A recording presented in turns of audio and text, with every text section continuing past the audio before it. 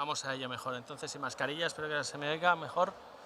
Vale, bueno, pues muchas gracias a todos, muchas gracias por venir a esta sesión sobre almacenamiento de energía. Permitidme, yo soy Raúl García, soy el director de la Asociación Española de Almacenamiento de Energía de ASEALEN. Permitidme simplemente unos minutos para contaros quiénes somos, ¿vale? Somos una asociación sin ánimo de lucro formada por empresas que están implicadas en el almacenamiento de energía en todas las variantes, en todas las tecnologías disponibles, ¿vale? Y que estamos muy orientados a la descarbonización del sector eléctrico. De ahí es nuestra visión la necesidad del almacenamiento de energía. En la asociación, digamos, entendemos que debe estar compuesta por todos los agentes del sector. Tenemos fabricantes de equipos, también elementos de la red, componentes de las redes de distribución y las redes de transporte,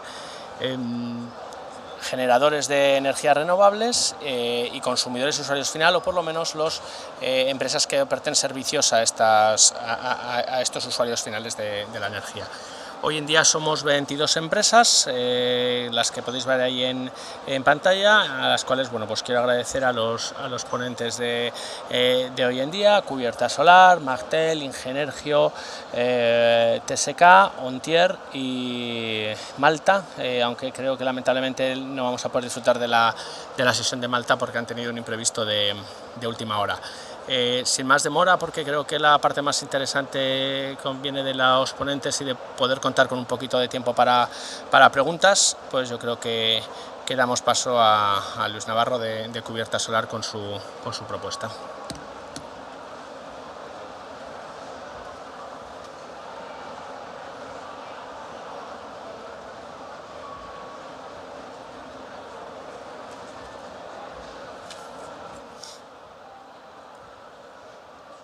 Un par de fotos, luego traspaso.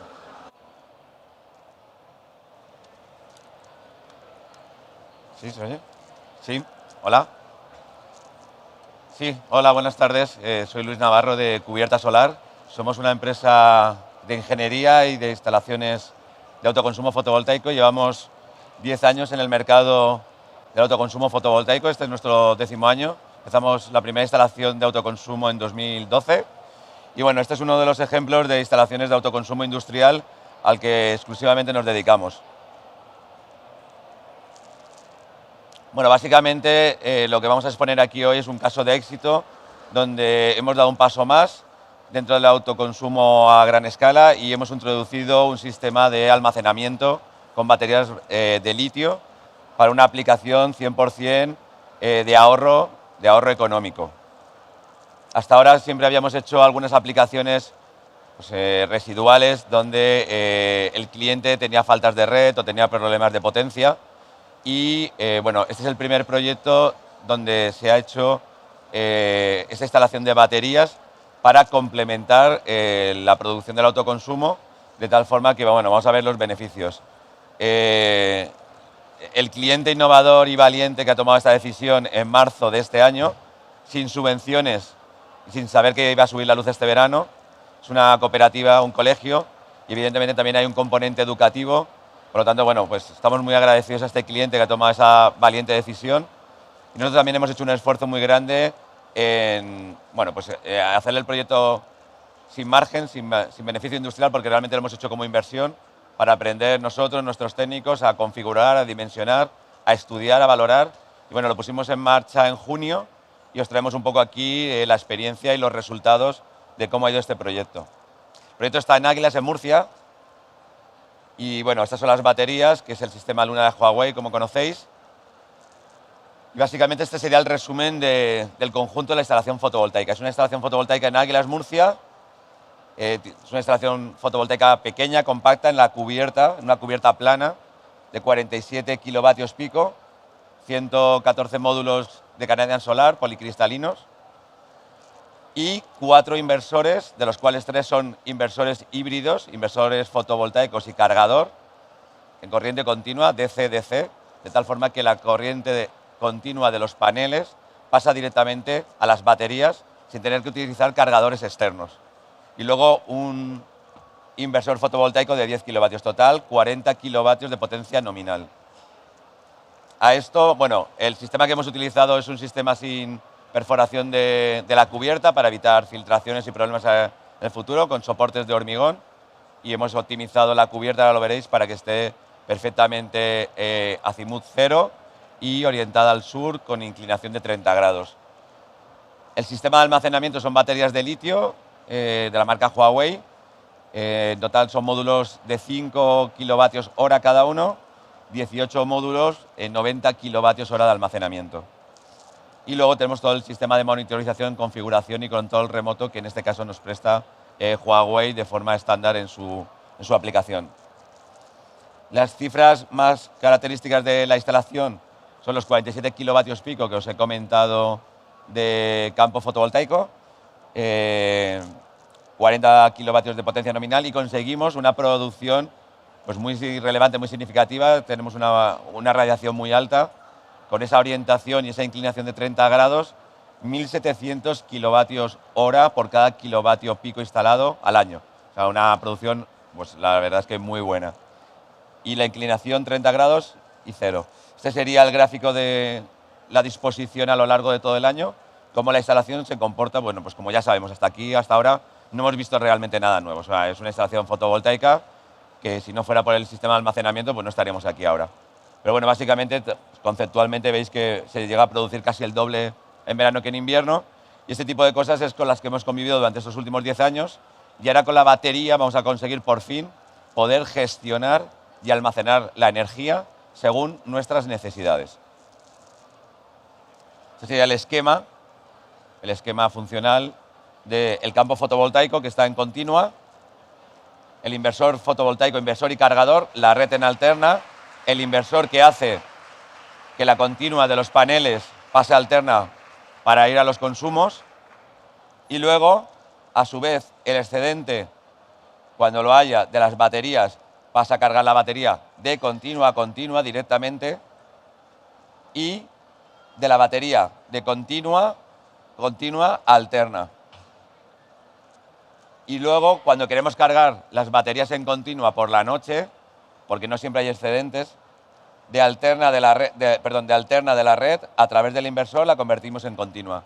De tal forma que con un solo equipo conseguimos tanto la parte de continua como la parte de alterna. Tiene bastantes ventajas, no es la única forma de hacerla, pero bueno, el sistema de Huawei, el inversor tiene una relación coste muy óptima e incluye la función inversor cargador híbrido. Vale, pues vamos a ver cómo se comporta esa instalación y qué supone el añadir este sistema de almacenamiento a un sistema convencional de autoconsumo. De momento tenemos la curva de consumo de la red. Este colegio, pues bueno, tiene unos consumos por la noche de forma continua y recurrente, básicamente de los congeladores, neveras y otros dispositivos que trabajan 24 horas. Y esta es la curva horaria y aquí los kilovatios de potencia, ¿vale? Cuando a las 8 menos cuarto abren las puertas, pues se utilizan sobre todo climatización y iluminación y otro tipo de los dispositivos informáticos y bueno, todo lo que requiere el día a día. Bueno, pues básicamente como sería un centro comercial, una empresa, una industria. O sea que este caso, este ejemplo, es extrapolable a un caso típico de consumo empresarial. La gran diferencia o la gran novedad y por qué traemos este caso aquí, hasta ahora casi todas las baterías que habíamos visto eran en sistemas domésticos, donde no coincide el periodo de generación fotovoltaica con el periodo de consumo. Normalmente en casa estamos a primera hora de la mañana, nos vamos a trabajar y ahí es donde la batería tiene mucho sentido. Este caso es totalmente la inversa. Consumimos y producimos mucha energía solar en el mismo periodo. Eso está bien, pero no es completo, porque evidentemente la energía fotovoltaica no es gestionable. Y bueno, pues como hemos visto, produce mucho más en verano que en invierno, hay días nublados, a las 8 de la mañana no está al 100%. Entonces, eso lo vamos ahora a solucionar y a optimizar para conseguir una mayor eficiencia y un mayor retorno de la inversión gracias a las baterías. Entonces, una vez que tenemos clara esta curva, vamos a ver qué pasa cuando añadimos el autoconsumo. Nada nuevo hasta el momento. Tenemos una curva de consumo y la instalación fotovoltaica que aquí a las 8:30 de la mañana empieza a producir, va subiendo y os hemos traído un día nublado. No os hemos traído un día perfecto para que no digáis, habéis traído el día perfecto que sale todo bien. No, hemos traído el día regular, como suelen pasar en muchos días, con nubes por la tarde, para que veáis luego cómo se comporta la batería y cómo trabaja la batería optimizando esos huecos que nos deja la fotovoltaica. Entonces tenemos aquí un déficit importante, si os dais cuenta, donde la fotovoltaica por la mañana hasta las 11 no corta aquí el eje con el consumo. Y luego aquí tenemos un desperdicio, que serían los excedentes de la fotovoltaica que estamos perdiendo. Estamos produciendo de más y luego aquí, como tenemos nubes, pues aquí también tenemos una falta y todo esto aquí que falta es P1. La franja tarifaria más cara del día, que si recordáis además desde el día 1 de junio, con el cambio de los peajes, el P1 es más caro si cabe y el P6 es más barato que antes. En general, resumiendo, para la electricidad es muchísimo más cara de día y más barata de noche. Eso sin contar con la subida del pool de este verano. El pool no sabemos qué pasará con él, pero lo que sí que tenemos claro es que hay una gran diferencia entre consumir en P1 y consumir en P6. Entonces es otra de las ventajas o de las características que vamos a utilizar con la batería. Entonces esto tenemos claro, bueno, pues que hemos conseguido un ahorro significativo en el consumo diurno. Hasta ahora, pues esto es lo que hemos hecho durante los últimos 10 años. Instalaciones fotovoltaicas, en nuestro caso, industriales o empresariales, para cubrir consumos diurnos con producciones diurnas. ¿Vale? Nada nuevo. Bueno, aquí os lo explicamos en la transparencia, ¿vale? Los tramos de consumo de 8 a 11, de 11 a 1:30 cómo se comporta y luego ya por la tarde. ¿Vale? Se pone la cosa interesante. Vamos a poner la batería y vamos a mostraros cómo se carga la batería, cómo le hemos dicho a la batería que queremos que se cargue. Queremos que se cargue por la noche, aquí, a las 12 de la noche, cuando empieza el P6, con energía muy barata. Y se carga, como tiene 90 kilovatios hora y tiene 3 inversores de 10 kilovatios nominales, se carga a 30 kilovatios hora la hora. Por 3, en 3 horas se carga la batería. De tal forma que en estas 3 horas de la madrugada hemos conseguido que los 90 kilovatios hora de energía ya están dentro de la batería, con energía barata, muy barata. Y eso lo vamos a poner luego a disposición de cuando el colegio abre. Y la fotovoltaica todavía no ha empezado a producir lo suficiente. Esta gráfica que vemos aquí es solo de carga. Vemos que luego aquí, cuando corta la producción de la fotovoltaica, consumo, este punto aquí de inflexión, la batería vuelve a cargarse. Se va cargando y hace estos picos en función del excedente. Entonces, todo ese excedente que hubiéramos perdido pasa a la batería. Y además de forma muy, muy eficiente, de continua a continua. Y luego aquí también hay unas pequeñas cargas, porque aquí hay puntos donde el autoconsumo pasa el consumo y esos excedentes van a la batería. Vale. Siguiente. Bueno, aquí están los 3 tramos, cómo se describen y cómo se cuentan. Bueno, este es el gráfico interesante. Tenemos en rojo el consumo, en azul la fotovoltaica, en verde la carga de la batería, ¿vale? Y ahora vamos a ver la descarga de la batería. En rosa o violeta, interesante, nada más arrancar el cole, la batería de forma instantánea, en milisegundos, está inyectando tanta energía suficiente para que la suma de este triángulo que se queda aquí, más la resultante sea 0. Estamos consiguiendo 0 consumo de la red en P1. Y vamos a intentar el objetivo de estar desde las 8 de la mañana hasta las 8 de la tarde sin consumir nada de la red. 0 consumo en P1, máximo ahorro. De tal forma que, según vaya subiendo el autoconsumo, va bajando la batería. ¿Lo veis, el punto donde se corta? De tal forma que la resultante es siempre 0, pero de forma milimétrica va cuadrando todas y cada una de las oscilaciones del consumo. De tal forma que la resultante entre el autoconsumo y la batería, 0. La batería va bajando según va subiendo el autoconsumo, llegando a 0. ¿Qué ocurre cuando llega a 0 la batería y el autoconsumo pasa por encima del consumo? En verde se carga la batería. Y luego por la tarde tenemos nubes. Salta la batería para cubrirme ese pequeño gap que me queda aquí entre el consumo y el autoconsumo y me lo cubre en rosa la batería. Resultante 0. volvemos a tener en hora de máximo coste tarifario, en P1, un consumo de red cero. Seguimos aquí consumiendo y luego baja aquí bruscamente el autoconsumo, pues habrá habido ya nubes o lo que sea, baja el autoconsumo y rápidamente viene la batería, se cruzan, resultante cero. Todo este consumo en rojo lo cubre la batería, hasta aquí, hasta las 8. Entonces tenemos una instalación de autoconsumo optimizada con un equipo de baterías donde hemos conseguido, entre la carga de la noche en P6 y la carga de los excedentes, que este colegio, empresa, centro comercial, industria, de 8 de la mañana a 8 de la tarde consuma 0 en P1. El resto de consumos, P6 y P6. Entonces, hemos conseguido que el autoconsumo, primero lo podamos gestionar, podemos decirle a la energía qué queremos que haga y cuándo queremos que lo haga, y luego vemos este es un día tipo, un día lectivo. Ahora vamos a ver unos días no lectivos. Este colegio en verano trabaja porque tiene actividades extraescolares y demás, pero bueno, esto es totalmente configurable, personalizable y más optimizable si cabe todavía con la compensación de excedentes que ahora veremos. Este sería un sábado por la mañana sin actividades extraescolares. Como ya sabemos que no hay actividades extraescolares o un domingo, no le voy a decir a la batería que se cargue por la noche. ¿Para qué? Si por el día voy a tener energía gratis de sobra de la fotovoltaica. Entonces, este día lo configuro diferente. Por la noche están los consumos de P6 y por la noche, o sea, por el día, aquí a las 8:30 de la mañana, arranca la fotovoltaica. Este día no parece que haya muchas nubes y hace más o menos una campana tipo de autoconsumo. Y con eso conseguimos cargar toda la batería.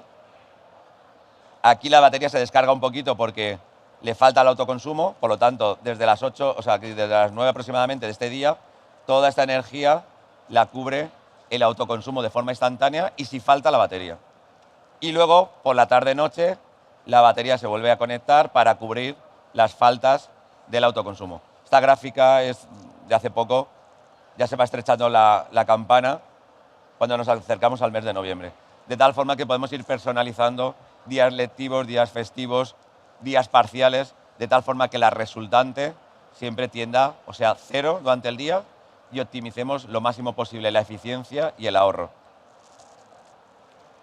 En caso del domingo, si el sábado ya se ha cargado, volveremos a repetir el proceso y si ya con el autoconsumo y la batería llena sobrara todavía más, haríamos compensación de excedentes porque este es un sistema de menos de 100 kilovatios, solo que el colegio lo pedimos antes de verano y todavía está en tramitación, que sabéis que no es lo más ágil. De tal forma que cuando tenga la compensación de excedentes, lo que sobre más, volcará a la red y le compensarán una pequeña retribución en la factura mensual.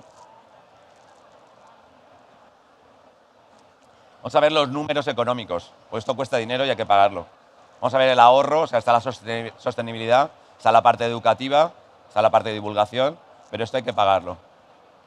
Esto en el mes de mayo, cuando lo instalamos, costó en total el conjunto entre fotovoltaica, baterías, legalización, ingeniería, mano de obra, llave en mano, 86.000 euros más IVA.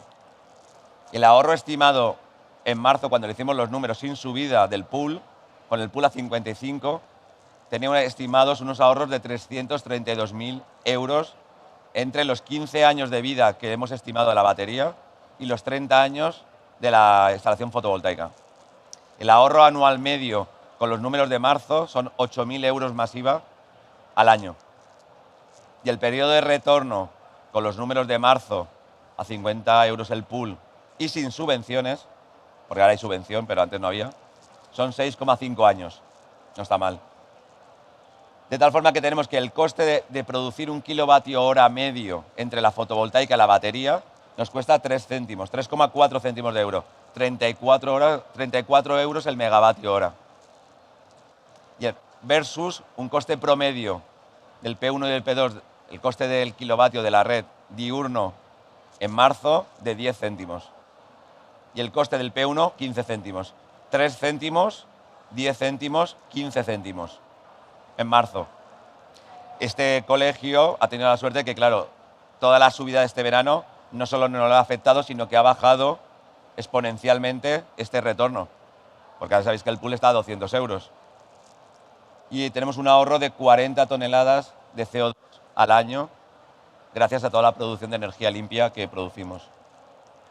Si vemos la proyección tipo del estudio financiero, el típico que hacemos para cualquier cliente nuestro, en este caso solo vamos a analizar la fotovoltaica, la he desglosado. La instalación fotovoltaica solo cuesta 37.000 euros. Aquí están los gastos que tienen, que es la monitorización y el seguro.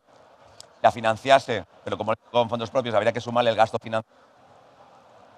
La producción contra el kilovatio hora medio, ese es el ahorro, un pequeño ahorro por el término fijo, que se reduce, y el flujo de caja positivo año a año, y nos daría esa amortización de solo la fotovoltaica por debajo de los 4 años. Si tuviéramos solo la fotovoltaica, la estudiáramos de forma independiente, nos sale que producir 1 kilovatio hora con la instalación fotovoltaica, incluyendo todos los gastos, es 1,6 céntimos de euro, 16 euros el megavatio hora, contra 10 céntimos de euro de promedio entre P1 y P2, 100 euros el megavatio. Un 84% más barato kilovatio contra kilovatio. Si analizamos el coste de la fotovoltaica, el kilovatio hora equivalente, 1,6 céntimos contra 15 céntimos. 89% más barata la energía de la fotovoltaica que la de la red. Para una inversión, el coste de la instalación fotovoltaica llave en mano, 0,78 céntimos de euro el vatio pico. Si analizamos el conjunto de la fotovoltaica, las baterías tienen un incremento de coste importante, subimos a 86.000 euros. Tenemos aquí el modelo financiero de las baterías, los kilovatios hora que almacenan y vierten las baterías a lo largo de un año, el ahorro respecto a P1, porque toda la energía que ahorro la he programado para que vaya contra la más cara, P1, a 15 céntimos, y el ahorro equivalente de la batería. Luego tenemos la producción fotovoltaica, que la hemos visto en la anterior, la aprovechada, contra la fotovoltaica, como no es gestionable, tiene P1 y P2. Coste del promedio de lo que mitiga, 10 céntimos. De tal forma que aquí tenemos el flujo de caja positivo año a año y el plan de amortización de la fotovoltaica a 30 años, la batería 15 años.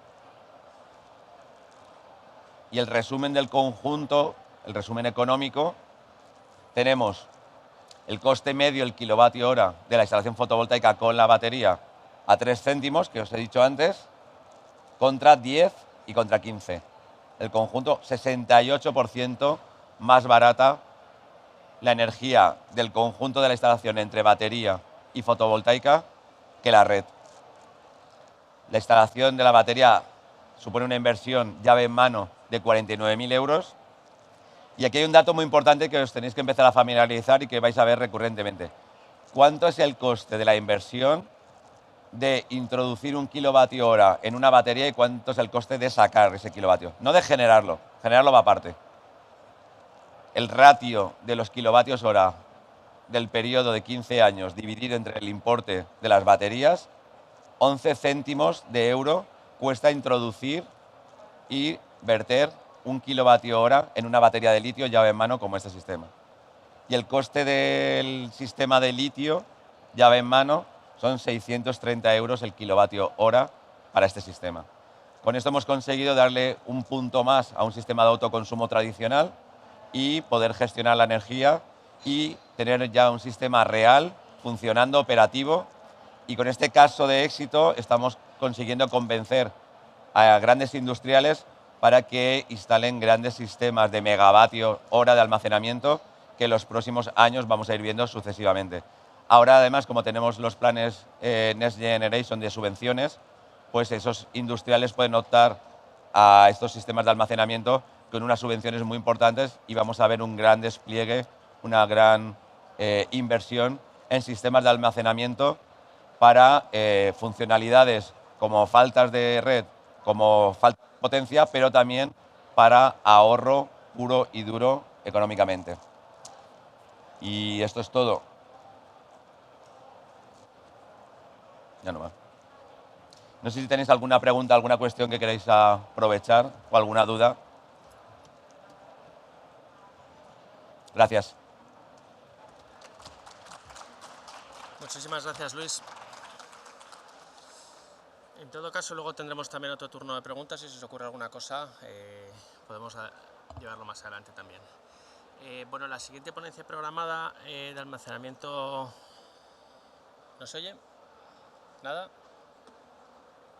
¿Pero tengo que hablar más alto o tocar algo o...? ¿No se oye nada? ¿Se oye o no se oye? ¿Sí? Vale. La siguiente ponencia de almacenamiento larga duración síncrono no ha podido venir el ponente por una urgencia, con lo cual vamos a continuar con el programa.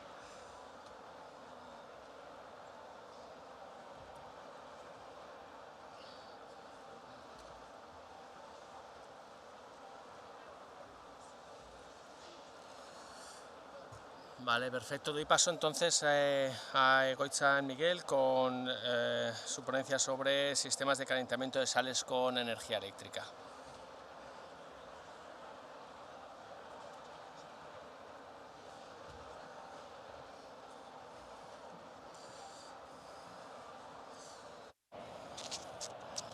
Sí, hola, buenas tardes. ¿Se me oye? Vale. Bueno, básicamente presentaros, evidentemente, como podéis visualizar, esta presentación es totalmente diferente a la que ha habido hasta ahora. Estamos hablando de un almacenamiento de gran potencia y de larga duración, ¿de acuerdo? El objetivo es más bien algo enfocado no a autoconsumo, sino algo enfocado a regulación de red eléctrica. Y está relacionado, bueno, aquí evidentemente esta foto, como podéis ver, esto es de una instalación termosolar, un almacenamiento de 10 horas, 100 megavatios eléctricos, o sea, 1 gigavatio eléctrico de almacenamiento. Pero el objetivo de ello es poder disponer de unos intercambiadores eléctricos que están ahí ubicados, los cuales, en el caso de que haya exceso de generación en la red, es decir, haya esto que llaman vertido, puedas, en vez de generar energía o solo concentrarte en generar a la vez que el resto, utilizar esta planta como una batería, siendo un complemento de algo ya que otra tecnología utiliza y por lo tanto la amortización es mucho barata, que evidentemente hoy en día lo que busca el mercado quiere soluciones de almacenamiento, pero lo que busca es competitividad. Entonces, es una solución al respecto. Bueno, un poquillo sobre la compañía Ingenergio, para que os situéis. Somos una compañía de reciente creación, escasamente hace 4 años. El objeto de esta compañía es una ingeniería, una pequeña ingeniería, y básicamente ha realizado trabajos en una planta termosolar, pero también ha podido desarrollar otros sistemas, como por ejemplo este de intercambiadores eléctricos, pues porque se ve como una evolución de la propia energía y de poder darle más utilidad a esta energía termosolar.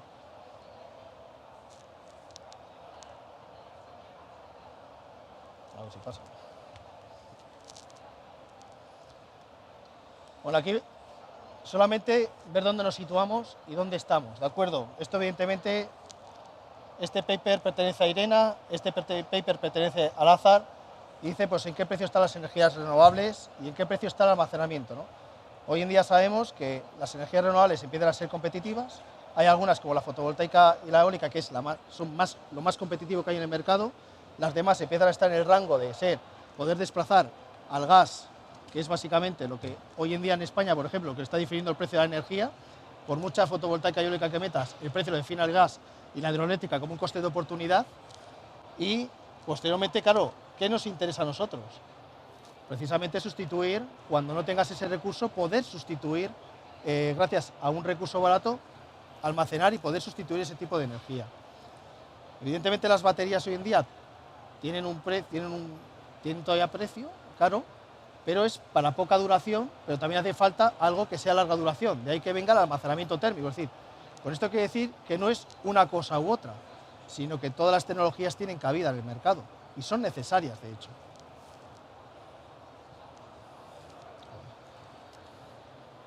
Bueno, un poco para que nos situemos, pero claro, dentro del almacenamiento también tenemos diferentes tipos de aplicaciones y dónde van ubicadas las baterías, dónde va ubicado el almacenamiento térmico, así bueno, como su grado de madurez. Pero básicamente, las baterías tenemos todo claro que es control de frecuencia, es una herramienta muy buena e idónea para ello. También para tema de transiciones, que puedan entrar otras plantas en el mix energético porque lo manda red eléctrica o el regulador del sistema, es también la clave para hacer esa regulación. y el almacenamiento térmico está solamente contemplado en almacenamientos de más utilización de 2, 3, 4 horas y más, 10 horas, 12 horas. En eso está ubicado el almacenamiento. Entonces, por eso hay que saber comparar un tipo de tecnología con la otra. Las dos coexisten y de hecho las dos son necesarias. Bueno, aquí un poco importante, ¿no? O sea, al final, ¿para qué se emplea cada tipo de solución? Precio que puede ofrecer LCOE, que es lo que siempre todo el mundo está hablando. Y esto es importante, porque claro, nosotros lo que queremos es un precio competitivo. Entonces, nosotros actualmente en la planta que la cual hemos estado trabajando, hemos hecho evidentemente este análisis, se puede disminuir el precio haciendo una pequeña hibridación con intercambiadores eléctricos, se puede ofrecer un precio muy competitivo. El motivo es sencillo. Utilizamos el almacenamiento térmico tiene sales fundidas. Estas sales empleas gas, hasta ahora se empleaba gas, cosa que no es muy verde evidentemente, para proceder para fundirlas, y esos sistemas se cedían, se alquilaban y volvían a su dueño. No se quedaban en la planta. Aquí los intercambiadores eléctricos se utilizan para fundir las sales. Hay un sistema de fundición y son parte de ello. Por lo tanto, digamos que hay una amortización de ese sistema. Hasta ahora, si tú lo consideras como si es una amortización de los equipos, de los hornos de gas que se emplean hasta hoy en día, pues evidentemente el precio ya está pagado. O sea, tú ya tienes el equipo amortizado. Evidentemente, bueno, tienes que hacer realmente como si fuese que el equipo tú te lo quedas para utilizarlo, pero le das un uso y consigues abaratar los costes. Eso es importante también, hay que buscar doble uso, y es más, si se puede reducir huella ecológica, cuanto mejor. Entonces, ahora concretamente entrando al intercambiador eléctrico, nosotros hemos visualizado hoy en día que cuando empezamos explorando esta solución en el mercado, nos encontramos que sí que había muchos fabricantes de vainas eléctricas, pero no había conocimiento de intercambiadores y no había conocimiento de electrónica de potencia. Que todo el mundo ve un intercambiador, pero realmente eso tiene una electrónica de potencia, y ahí es donde es una de las claves para que esto funcione correctamente y no tenga problemas de que se queme una vaina, que tengas un fallo, que tengas un corto, o sea, de que eso tengas durante un tiempo continúe funcionando. Nosotros los intercambiadores que habéis visto ahí han estado funcionando continuamente durante mes y medio, con lo cual es bastante, en términos de utilizarlo como una opción de cargar el vertido de la red, es bastante más tiempo de lo que puede ser durante un año. O sea, evidentemente es la primera vez que lo hacemos y también la primera vez que sepamos que se ha hecho en una planta comercial en el mundo, lo cual es, hemos aprendido cosas, lecciones aprendidas. No hemos sido, la primera no lo hemos hecho bien.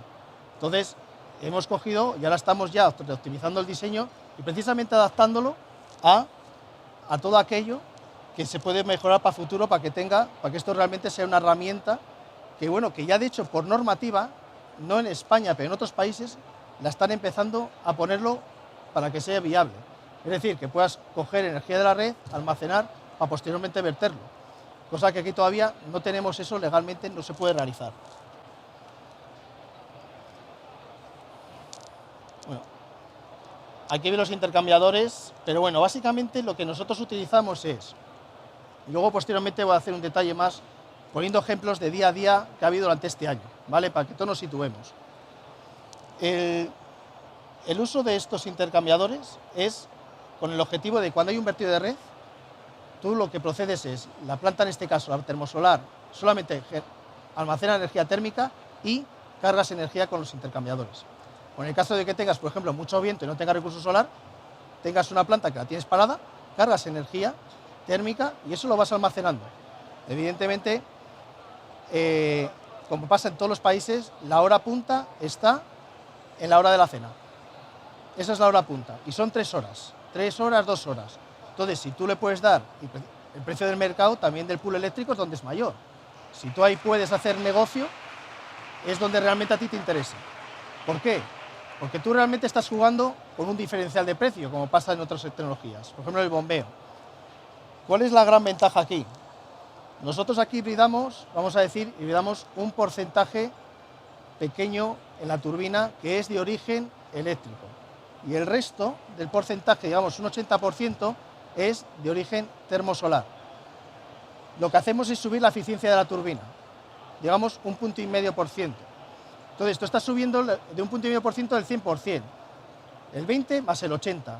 Eso que incrementas más de generación eléctrica, eso es lo que te permite tener, por ejemplo, hemos hecho ya unas estimaciones, porque evidentemente todavía no tenemos tiempo suficiente para haberlo demostrado, pero hacemos una estimación de que entre la energía que tú coges de la red, de un vertido, y luego posteriormente vuelves a con generación eléctrica a verter, estamos hablando de una eficiencia de un 80%, cosa que empieza a sonar ya también, que es lo que ocurre con las plantas de bombeo, las plantas de batería. Y realmente eso es lo que interesa, porque eso es un factor que juega en el tema de los precios. O sea, tú contra mayor eficiencia tengas, tu diferencial de costes va a ser menor. Por lo tanto, te puedes ajustar mucho mejor al mercado, no solamente a un coste de oportunidad. Aquí hacemos un esquema de cómo podría funcionar una planta de estas. O sea, tienes aquí un tanque frío, un tanque caliente, aparte tienes la termosolar, ¿de acuerdo? Si no tienes generación, puede haber una situación, por ejemplo, y aquí ocurre en España, llama a las plantas termosolares de red eléctrica y dice, por favor, baja carga. Baja la carga de un 100%, baja al 80%. Tú no tienes que regular la turbina, consume más energía, consume con intercambios eléctricos, por ejemplo. O directamente no, tienes la planta, está parada, pero puedes cargar energía con intercambiadores eléctricos. Y esto también es una evolución que estamos implementando ahora. Las turbinas, si soy aquí al diseño de las turbinas de vapor, evidentemente hay turbinas que puedes aumentar un poco la temperatura de vapor, con lo cual generarías un extra de energía. Eso se consigue utilizando otro intercambiador eléctrico que suba otro tanque, nosotros llamamos tanque más caliente, ¿vale? Hot. Y eso luego posteriormente podría utilizarse como una función booster. Esto posteriormente, tú tienes la opción de que ya cuando descargas del tanque, bien sea al caliente, al frío, una opción de generación de turbina, por ejemplo, en este caso serían 100 megavatios eléctricos, o una parte del vapor sobrecalentaría todavía más esta temperatura de vapor, que sería esta turbina 115 megavatios eléctricos.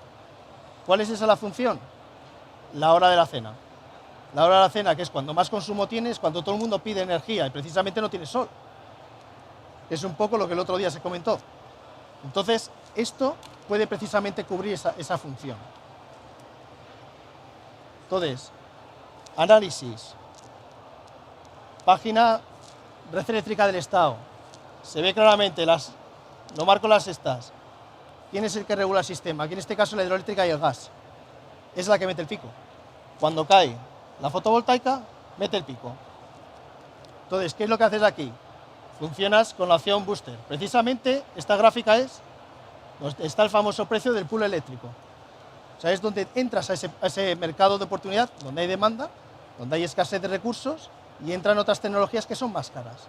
Entonces, ahí es donde tienes tú tu coste de oportunidad. Evidentemente aquí, si quieres, haces ya una descarga de almacenamiento térmico, pero no tienes que hacer al 100%. O sea, te puedes ajustar, bajar, 24 horas, te puedes adaptar al sistema. Es larga duración. Y durante el día, bueno, en este caso es termosolar, podría generar energía o no, que también puede ser el caso. Si hay exceso de fotovoltaica, no tiene por qué generar energía. Como ocurre aquí. Este día de junio, aquí, fue la hidroeléctrica de intercambio con Francia, lo que cubrió la hora de la cena. Evidentemente el precio aquí subió bastante y aquí hubo un precio muy bajo. En este momento tú puedes tomar la decisión de no generar energía, incluso coger el vertido de la red y almacenar para posteriormente poder venderla bastante más cara. Hay un diferencial importante de mercado. Eso también es un poco lo que también pueden hacer las baterías. O sea, todos estamos hablando de una solución que hoy en día es factible, lo único que tiene que también estar articulada legalmente. Otro día más, septiembre, pues también es que al final pasa lo mismo. O sea, cae la fotovoltaica, la termosolar sigue, pero este pico de la cena lo cubre Lo que es la hidroeléctrica, tienes la misma opción. Incluso aquí, si tienes exceso de fotovoltaica, pues tú, una termosolar, que también es lo que se comenta en otros foros, pase más a almacenar energía y priorizarla para entregarla más tarde. Ya finalmente, hace unos días, noviembre, el precio alto, se puede ver la cantidad de gas que se está consumiendo y luego los picos, como introduce aquí, jugamos con el vertido, con la intercambio conexión con Francia, posteriormente con la generación hidroeléctrica. Evidentemente aquí tampoco tú ya tienes menos, aquí te tendrías que priorizar es casi almacenar energía para luego posteriormente poder verter o incluso coger intercambiadores eléctricos y coger de la red, ¿vale? Pero bueno, es un poco la manera que se tiene de poder, es una solución que aumenta la disponibilidad del almacenamiento de las plantas termosolares, por ejemplo, que hoy en día es lo que está utilizando almacenamiento térmico. Bien es cierto que en España, curiosamente, hay varias plantas termosolares que se puede implementar esto ya, si la regulación lo permitiese, y ciertamente es barato para instalarlo ya con algo ya amortizado. También, si esto se utiliza para una función, por ejemplo, la fusión de sales, digamos que estaría amortizado frente a lo que se está pagando ahora por los hornos de gas. Y ya, bueno, le ponemos la etiqueta verde y ya quitamos un poco al gas, ¿no? También de uso de otras energías renovables. Bueno, ha sido rápido también el tiempo. Y bueno, preguntas que tengáis o cualquier cosa, encantado de atenderos.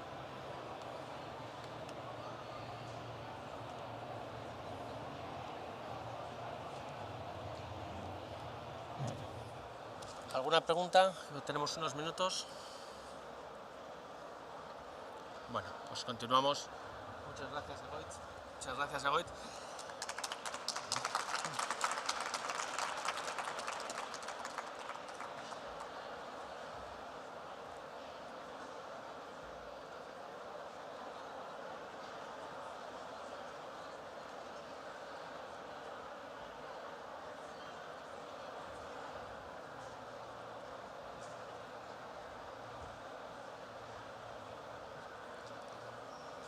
Bueno, damos paso a la siguiente ponencia a cargo de Rogelio Peón, de TSK. Serían tecnologías para almacenamiento de energía de larga duración.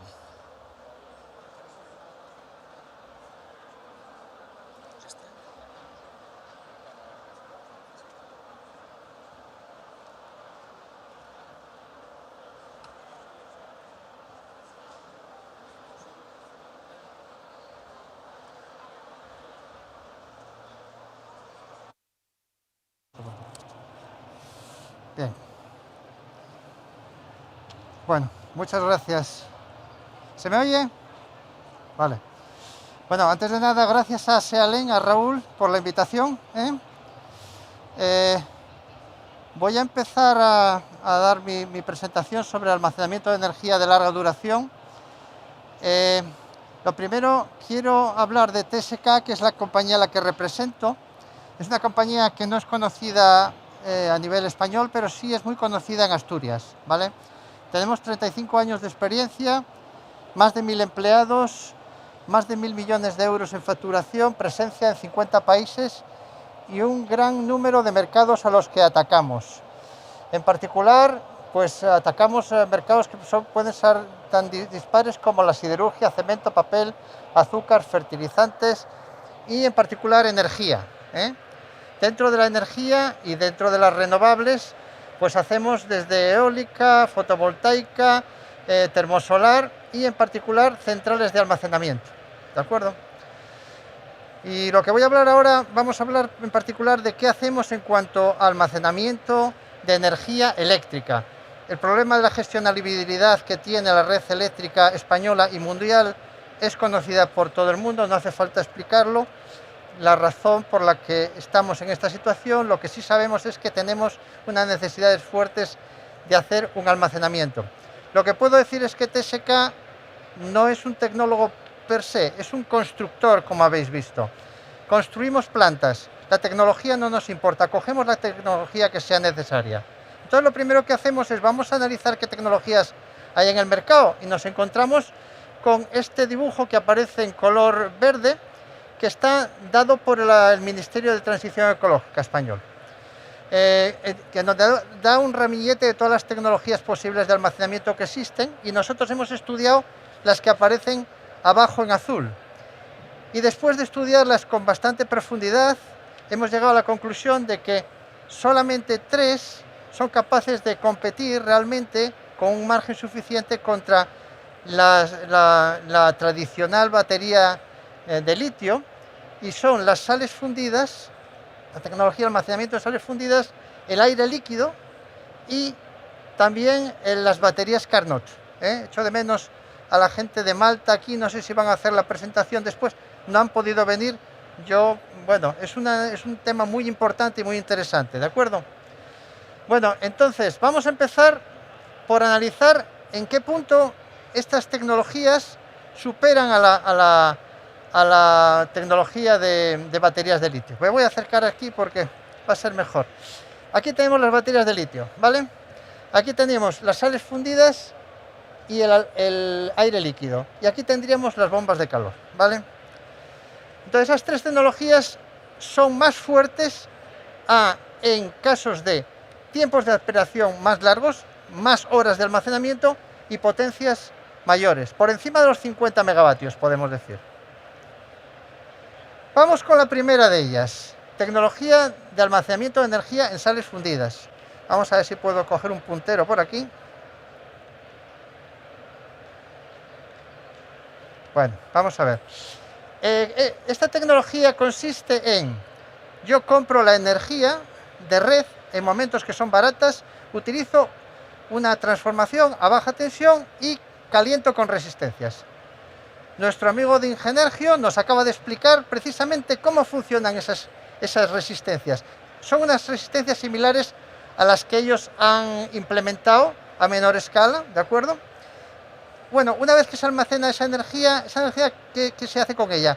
Pues se calienta sal fría con ellas y se manda al tanque caliente. Del tanque frío, un tanque frío que está a lo mejor a 300 grados, se lleva un tanque a 565 grados. Eso cuando sobra energía, ¿eh? Él ha explicado perfectamente en qué momento del día hay que hacer cada una de las operaciones. Supongamos que tengamos energía barata, la compramos, la almacenamos en sal. Después, cuando la energía sea cara, la podemos verter. Mandamos las sales, las bombeamos a través de un tren de generación de vapor, pasamos esta energía al vapor y la turbinamos en una turbina tradicional. Nuestro interface con la red es un generador síncrono. Este es un aspecto muy importante de esta forma de almacenamiento. Bueno, ¿qué pasa si además tenemos una central térmica? Vosotros sabéis que las centrales térmicas se están desmantelando. ¿Qué pasa si tenemos una central térmica preexistente? Que esa parte que aparece dentro de ese cuadrado ya la tenemos hecha. Tenemos que sustituir la parte de la izquierda, la gran caldera, por ese tren que es relativamente muchísimo más pequeño y fácil de instalar, junto con 2 tanques de sales y un conjunto de resistencias que están situadas a nivel de suelo, ocupando una superficie relativamente pequeña, 2000 metros cuadrados. Fácilmente podemos sustituir una cosa por la otra. Otra de las aplicaciones que también se mencionó antes, aprovechemos el combinar un sistema de almacenamiento con un sistema fotovoltaico o un sistema eólico, que en unos momentos determinados sobra energía y demás. Deberíamos de, cada vez que hagamos el gobierno dé un permiso para una nueva fotovoltaica más, que tenga acoplado su sistema de almacenamiento, sea baterías o este otro. Lo que nosotros vamos a hacer en Midelt, en Marruecos, en una planta, vamos a combinar 600 megavatios de fotovoltaica, 200 megavatios de termosolar, en una planta híbrida en donde utilizamos las resistencias igualmente, ¿vale? Las resistencias las vamos a utilizar para potenciar la temperatura que viene de los intercambiadores del campo solar a 400 grados y pasar de 400 a 565 grados, incrementando la eficiencia del ciclo. Bueno, volvamos al esquema original en donde solo tenemos el almacenamiento. Aquí se mezclan 2 cosas, 2 tecnologías. las tecnologías de sales fundidas y ciclo agua-vapor tradicional con la nueva tecnología de calentadores eléctricos. La primera tecnología es bien conocida. Esta es una planta típica, un esquema típico de una planta termosolar de las que existen en España con almacenamiento de sales. ¿Cuántas hemos hecho nosotros? Pues he puesto un ramillete de 8 que me quedaban bien para presentar. Observar que todas ellas tienen una capacidad de almacenamiento térmico superior al gigavatio hora. Es decir, son cantidades muchísimo mayores de las que podríamos pensar si estuviéramos hablando de un sistema con baterías. Entonces, ¿qué vamos a aprender de la termosolar? Vamos a aprender de los tanques de almacenamiento por un lado y de luego cómo utilizar la energía en ciclos agua-vapor. Segundo tema, las resistencias.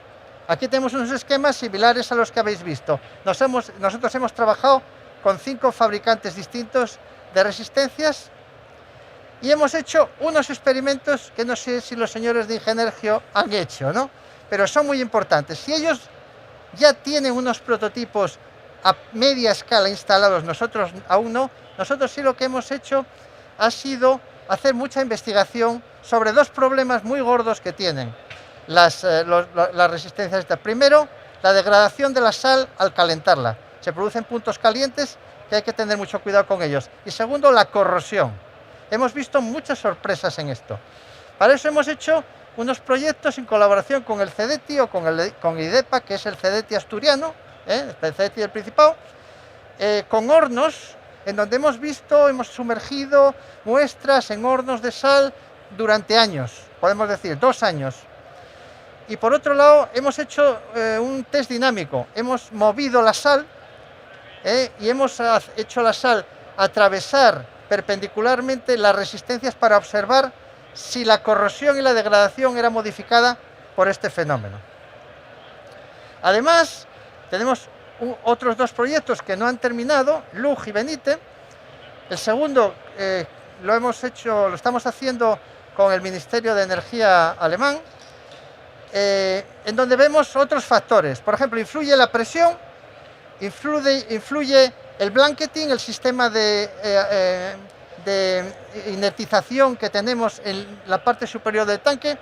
Vemos otros fenómenos que pueden influir tanto en corrosión como en degradación.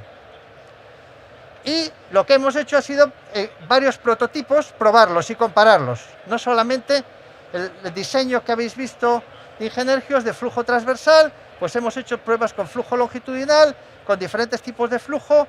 Hemos hecho CFDs para comparar los resultados de las mediciones que se hacen en campo con la que se hace en laboratorio, ¿no? Y este sistema con 2 tanques de sales, el bombeo, sales fundidas y demás, lo tenemos construido por nosotros en Llanera, en Asturias. Perdón, esto se me ha disparado. Pasamos ahora al aire líquido. No sé si lo conocéis. Consiste en comprimir aire normal y corriente, aire filtrado, se toma de la atmósfera, se comprime. Al comprimirlo se va a calentar y tenemos que extraerle parte de ese calor, ¿de acuerdo? Seguimos comprimiendo y en este caso tenemos que enfriarlo por debajo de 0 hasta menos 140 grados para que al final consigamos licuarlo. Lo licuamos a una presión de alrededor de 15 bares, podríamos licuarlo a presión atmosférica, hacer tanques atmosféricos, pero necesitaríamos llegar a menos 172 o una cosa así, grados centígrados. En su lugar, bueno, cogemos unos tanques de 20 bares normales y corrientes, trabajamos a 15 bares de presión y no tenemos ningún problema con trabajar a unas temperaturas alrededor de 140, 150, menos 140, menos 150 grados.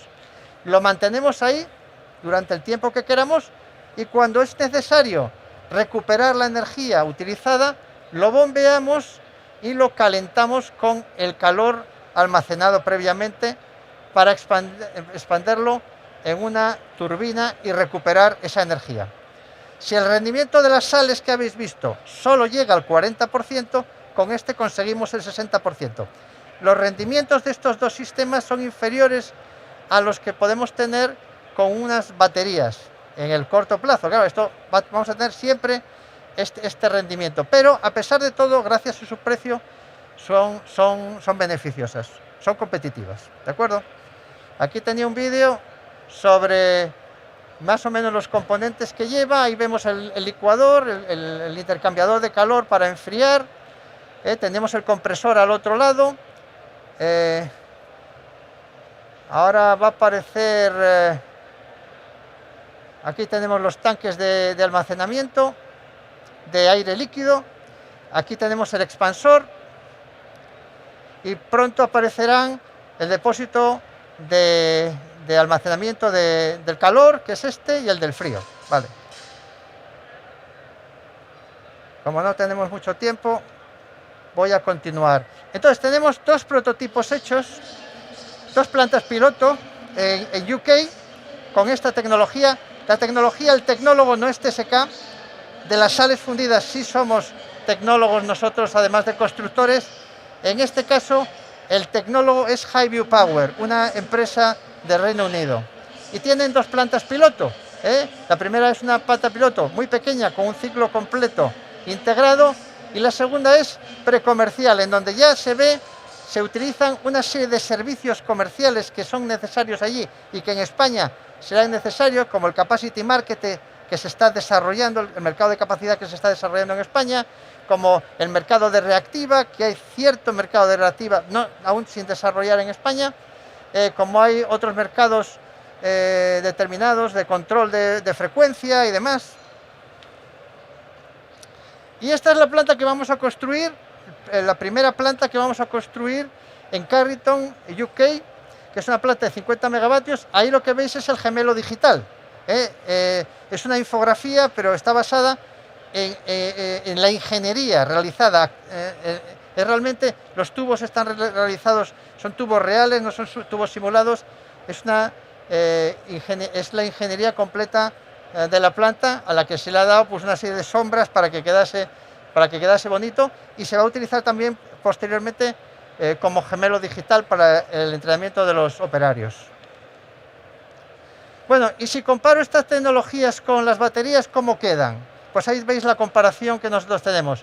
Básicamente, a altas potencias vamos a necesitar sales fundidas. Para potencias intermedias tenemos el aire líquido, y solo cuando tenemos o bien muy poco tiempo de almacenamiento o muy poca potencia nominal serían las ganadoras las baterías. Me gustaría poner aquí también mi amigo Michael Weber. Es una pena que no haya estado, porque la tercera tecnología que podría competir son la tecnología de bombas de calor, y me gustaría hacer con él en qué puntos es capaz de ser competitiva esa tecnología frente a ellos, porque si a nosotros nos sale mejor esa tecnología, la incorporamos. No tenemos ningún interés especial en que salgan las sales fundidas como ganadoras.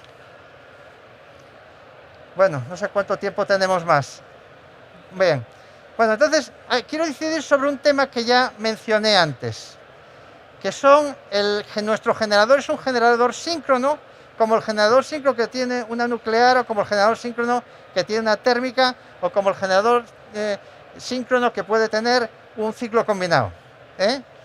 Y tiene unas características que no van a tener un sistema de almacenamiento en baterías, que son las tres que menciono en la parte de abajo. Esas tres son diferentes. Los demás servicios los puedo dar. Estamos hablando de servicios que, además de comprar y vender energía, hay otras cosas que se les exigen a los almacenamientos, ¿no? Y la primera es el tema de la reactiva. La reactiva tiene una cierta capacidad de control de reactiva, un inversor fotovoltaico. Si además le añado un STATCOM al lado, pues puedo tener más. Aquí hablamos de multiplicar por 2 y por 3 la capacidad. ¿Cómo? Pues a través de que yo soy capaz de diseñar mi generador, mi máquina síncrona, de tal manera que si, por ejemplo, se produce 50 megavatios de potencia activa, puede perfectamente producir 150 megavatios de potencia reactiva. Eso por un lado. Por otro lado, la inercia que da a toda la red esas máquinas girando, que ante picos de tensión no hacen cambiar la frecuencia de la red, eso no es posible que lo pongamos tener un sistema solo con baterías. Y finalmente, la detección de cortocircuitos, ¿de acuerdo? Que es un concepto más bien eléctrico, difícil de explicar, pero sepamos que esas tres cosas no las podrían dar, o las podrían dar con dificultad. En general, ¿cuáles son las ventajas de estos sistemas de almacenamiento que estamos presentando sobre las baterías? Primero, tienen menor coste. Hay que tener en cuenta la reposición. Si no se tiene en cuenta reposición, entonces sale mejor. Es decir, si yo me planteo una inversión a 15 años, sale mejor. Pero si me planteo a 25 o 30 años, entonces no. Segundo, no usan materiales críticos. O sea, todavía no ha entrado la guerra del litio todavía a funcionar, ni la del cobalto, ni la del vanadio. El día que entre, vamos a tener un problema muy gordo. Cuando tengamos un parque de coches nacional enorme y nos encontremos que no hay litio. O sea, si ya ahora no hay gas o no hay chips y parece que nos tiramos la mano a la cabeza, imaginemos que no haya litio, todos los coches en casa. Segundo, no tiene degradación, no hay nada que sustituir. Linkado con lo de abajo, no genera residuos.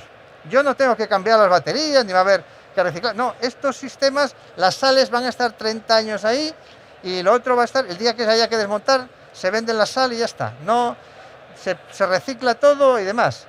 No es peligroso, no hay materiales que tengan riesgo de explosión, no hay riesgos tecnológicos, porque hay otras tecnologías que están sin probar. Nosotros ya las tenemos probadas.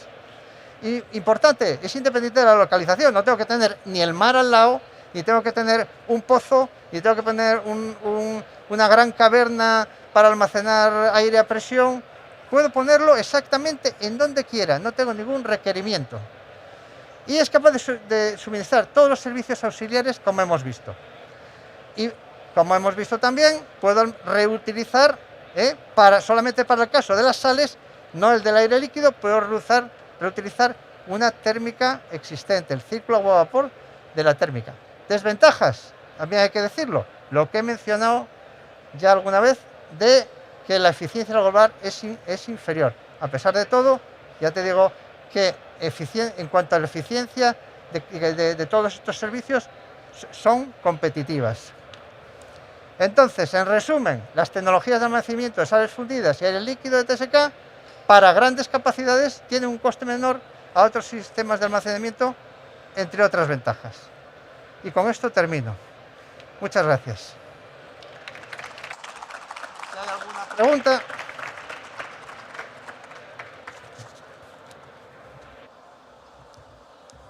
Muchas gracias, Rogelio. No sé si tenéis alguna pregunta que queráis lanzar ahora. Lo dejamos. Sí, mira, por aquí tenemos una. ¿Tenéis un micrófono, por favor?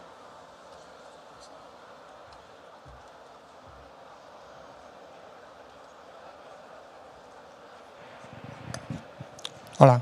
La eficiencia del sistema de aire líquido, el round trip efficiency, 60% es de 100 vatios eléctricos, recuperas 60 vatios eléctricos. Sí, eléctrico, no hay calor por ahí, no hay nada. No.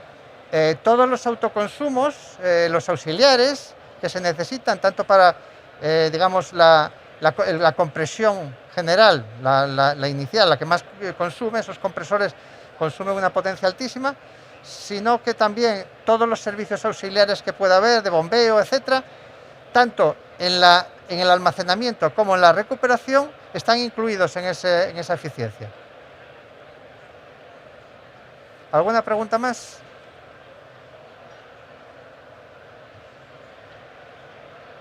Bueno. Perfecto, pues muchísimas gracias de nuevo, Rogelio.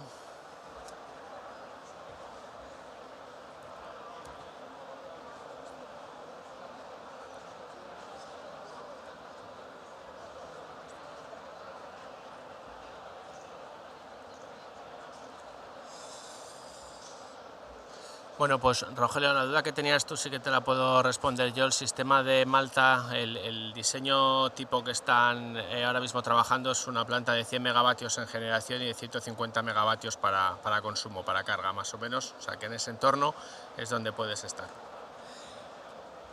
Os dejo con Arturo Buenaventura de Magtel, que nos va a hacer la presentación de centrales hidroeléctricas reversibles, gestionabilidad de las renovables. No sé.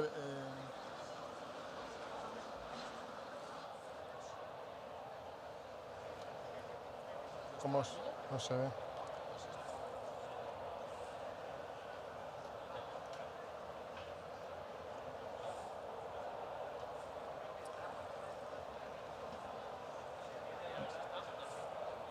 Buenas tardes.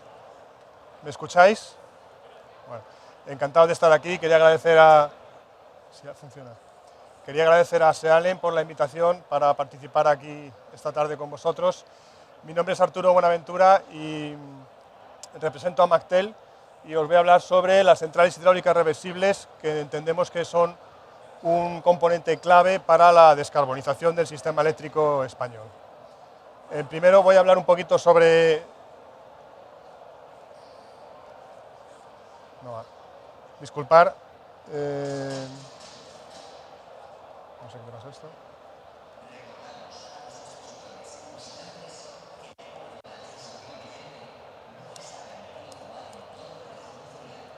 No va esto. Ahora sí. Disculpad. En primer lugar, quería comentaros un poco sobre Mactel. Somos una empresa que tiene 30 años de experiencia.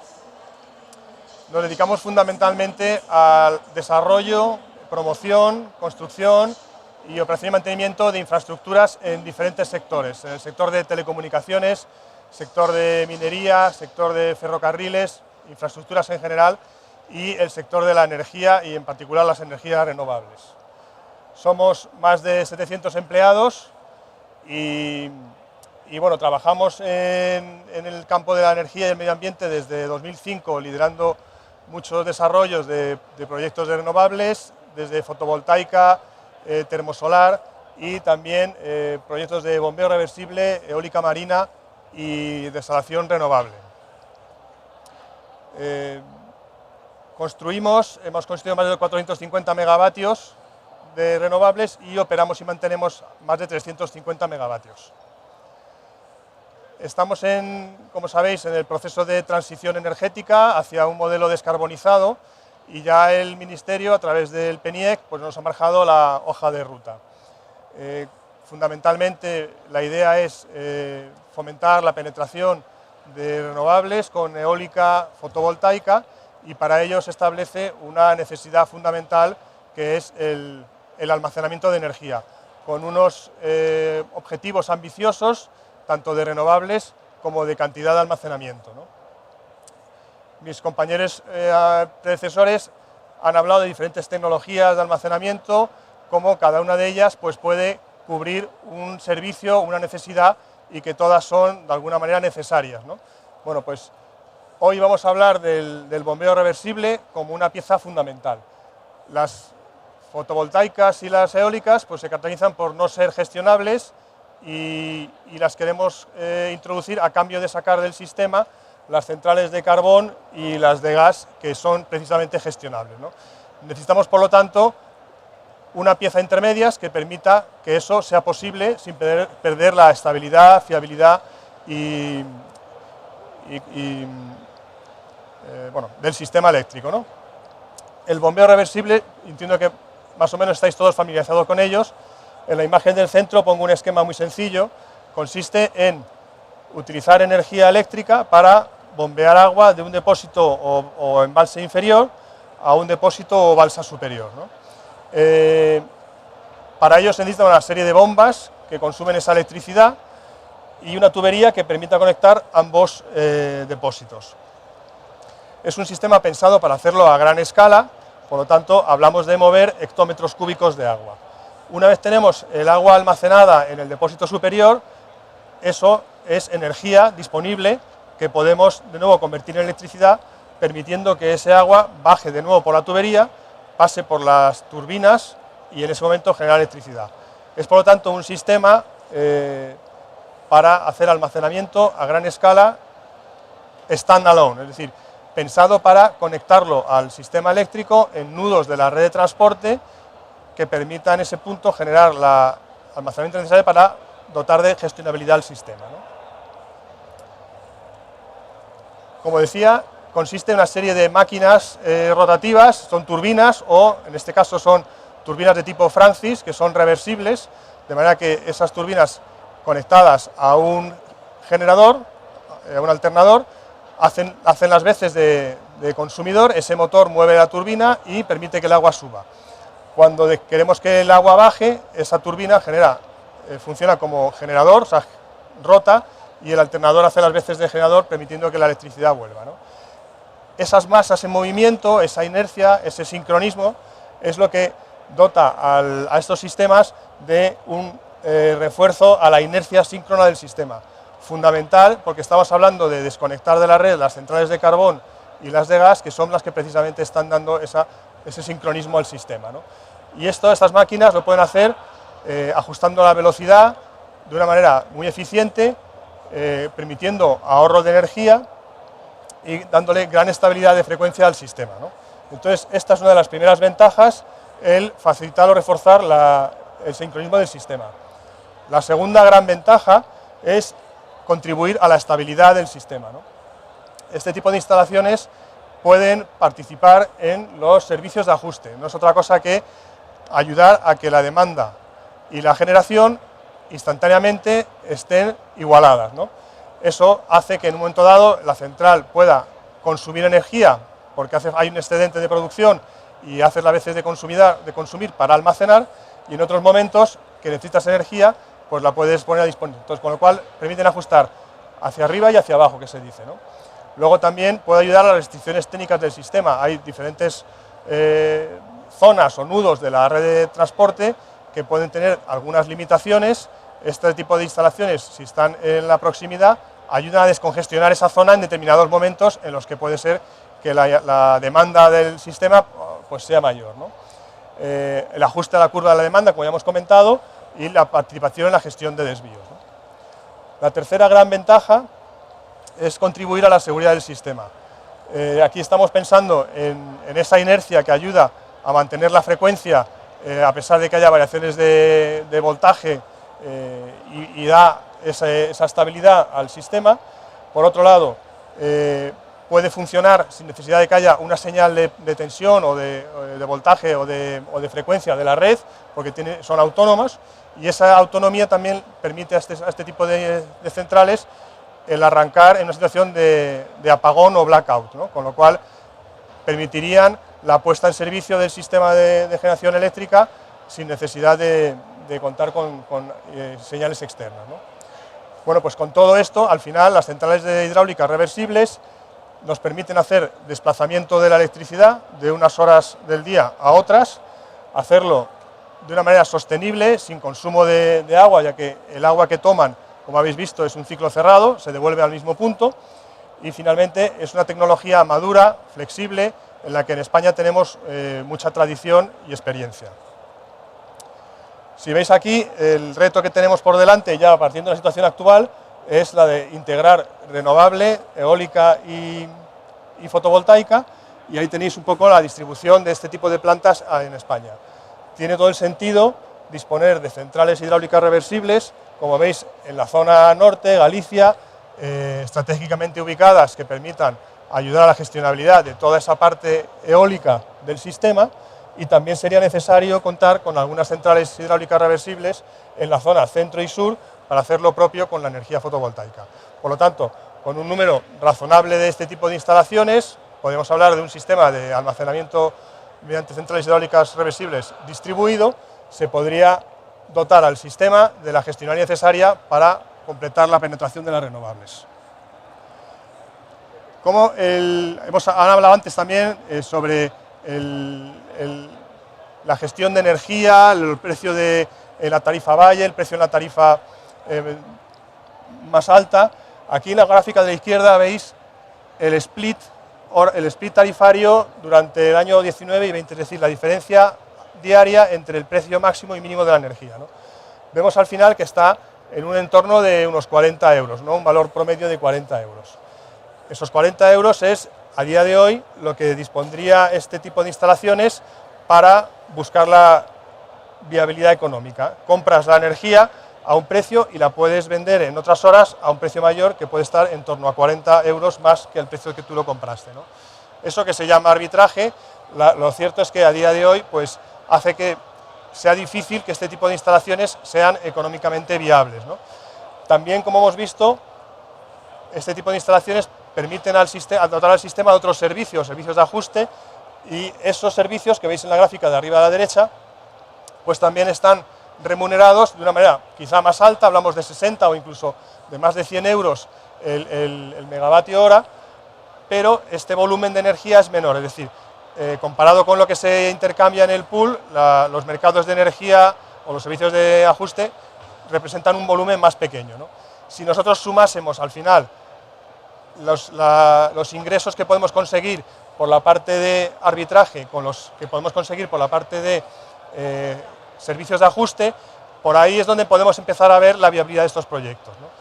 No obstante, si hiciéramos la foto a día de hoy, pues las cuentas salen más bien justas o incluso harían difícilmente viable este tipo de instalaciones.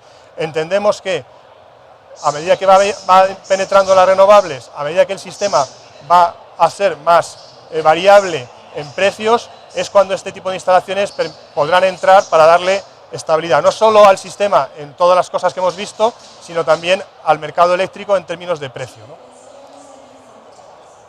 Luego también hay un factor importante, y es que son proyectos de gran envergadura que representan inversiones importantes, y también puede verse de un punto de vista socioeconómico, es decir, son proyectos que al final puede ayudar a tirar del tejido industrial, a poner en marcha la economía, y yo creo que para la situación en la que nos encontramos de pospandemia y en plena transición energética, el pensar en este tipo de sistemas puede al mismo tiempo no solo ayudar a la transición energética de la descarbonización, sino también a reactivar nuestra economía, ¿no? Ahí os he puesto algunos datos representativos sobre trabajos que pueden generar. Este tipo de instalaciones se pueden ubicar en zonas de transición justa, es decir, precisamente allí donde centrales de carbón se han desconectado y típicamente hay embalses próximos. Se puede, por lo tanto, plantear instalaciones que recuperen el sincronismo que había de esas centrales de carbón en zonas donde además el tipo de trabajos de formación y cualificación de la zona pues está acorde con este tipo de instalaciones, ¿no? Bueno, pues ya para concluir, los tres últimos mensajes: las centrales hidráulicas reversibles como clave fundamental para contribuir a la gestionabilidad de la energía y la penetración de las renovables, impulso al desarrollo local y de generación de empleo, y desarrollo de nuevas zonas de transición justa, y el reto demográfico, porque típicamente pues están en zonas remotas. Muchas gracias.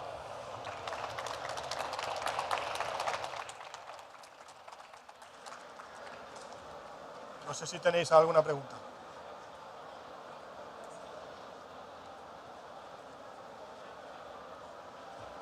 ¿Hay un micrófono por ahí?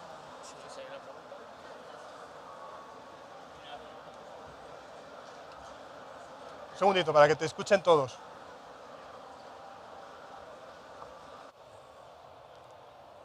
A lo mejor lo he comentado ya antes, pero la eficiencia No lo he dicho, del tienes sistema. razón. La eficiencia de este tipo de sistemas está entre un 70 y un 74%. Es decir, que si tú consumes 100 megavatios hora de energía para bombear, finalmente vas a recuperar entre 72 y 74. ¿Y qué alturas requieren para esta eficiencia? La altura hidráulica al final te va a suponer, tienes que jugar con el tamaño del depósito y el salto hidráulico, ¿no?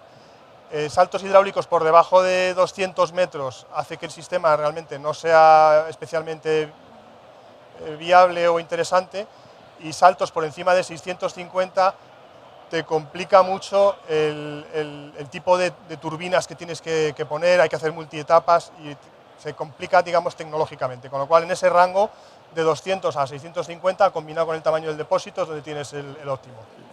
¿Y puedes repetir otra vez los dos ingresos de los que se podía nutrir? Con el mercado actual que tenemos, este tipo de sistemas funcionando en standalone y dando servicio a la red de transporte podían funcionar o operar haciendo arbitraje, es decir, yendo al pool, comprando la energía en unas horas valle para venderlo en unas horas alta, combinado con atender a servicios de ajuste del sistema, es decir, subir consumo o producir energía en función de la demanda o de las necesidades del sistema, servicios de ajuste, de control de desvíos, etc. Muchas gracias.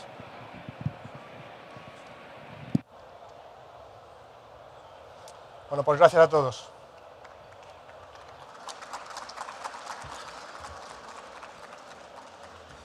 Bueno, pues vamos a pasar con la última ponencia. Dadme un segundito que tenemos que hacer aquí los cambios.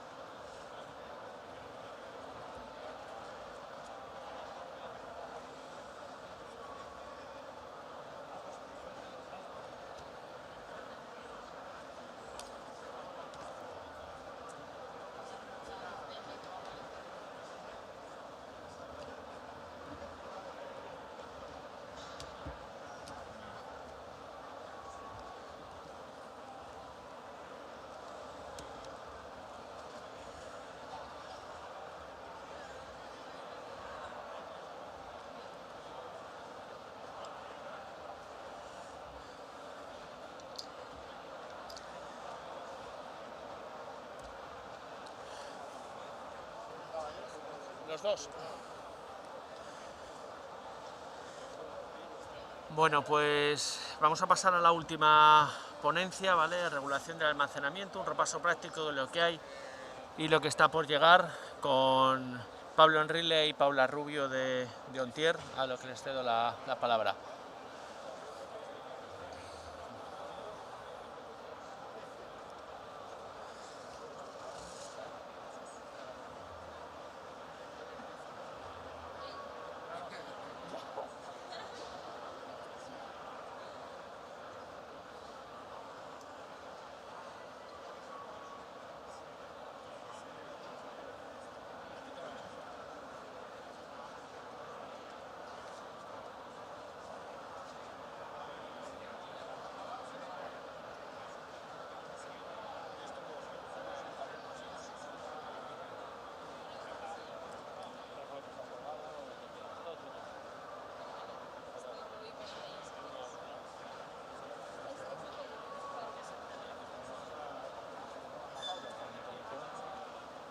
Es muy corto.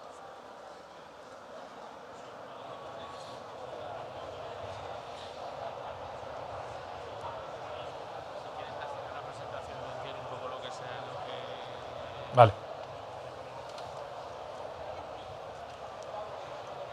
¿Se me oye? Vale. Bueno, buenas tardes a todos. Primero me presento, mi nombre es Pablo Enrile, soy el socio responsable del área de Corporate Money y Energía del despacho de abogados Ontier. Aquí tenemos a mi compañera, que es Paula Rubio, que pertenece al equipo de energía sobre todo en el ámbito mercantil, en el ámbito de los negocios. Y muy brevemente, Ontier es un despacho internacional con muy fuerte presencia en España. Y desde hace muchos años tenemos un equipo de energía muy consolidado, de muchísima trayectoria y muy presente en el sector energético, muy particularmente en España, pero en otros muchos países como Italia, Chile, México, Perú, UK, entre otros, ¿no? Se me ha olvidado alguno, pero bueno, es igual. Lo importante a efectos del mercado energético en España, ¿qué os voy a decir? Estamos viviendo una transformación extraordinaria y uno de esos, digamos, elementos que van a ser esenciales en el sector o en esta transformación energética que estamos viviendo, sin ninguna duda, va a ser el almacenamiento, ¿no? Todos estamos viendo lo que está pasando con el precio de la luz, todos estamos viendo los vaivenes que vinieron en el año 2020 con una bajada abrupta del precio de la energía, y en el año 2021 justo lo contrario. Efectivamente algo está pasando y de manera muy rápida en el sector energético y bueno, pues esas necesidades que tiene de transformación el mix energético en España se están acelerando, ¿no? Sin ninguna duda, el Gobierno tiene absolutamente claro que las medidas que se tienen que adoptar van en ese sentido y, desde luego, el almacenamiento es uno de los grandes apuestas y, sobre todo, de las grandes asignaturas pendientes, ¿no? Nosotros pertenecemos a la asociación ASEALEN y recientemente se ha publicado un muy interesante artículo del presidente donde efectivamente viene a decir que las medidas regulatorias que hasta ahora se han practicado son manifiestamente insuficientes, ¿no? Es normal, el sector energético regula tarde, lento, con mucha precaución, muy prudente y lo normal es que tarde bastante en implantar esas medidas que con lo que está pasando en el año 2021 pues se han hecho más urgentes todavía, ¿no? Os vamos a contar muy brevemente, no os queremos aburrir, bueno, pues un poco un resumen de las medidas o de la regulación que a día de hoy tenemos en el sector del almacenamiento energético en España.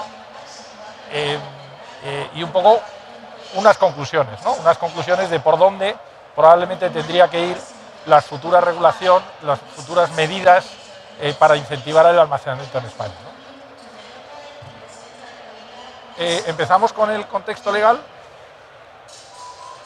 ¿Dónde estamos ahora, ¿no? En la actualidad tenemos dos fórmulas o dos formatos de almacenamiento que se están llevando a cabo en España. El primero de ellos es el almacenamiento hidroeléctrico por bombeo, como todos sabéis. Este se está practicando, se está llevando a cabo en España.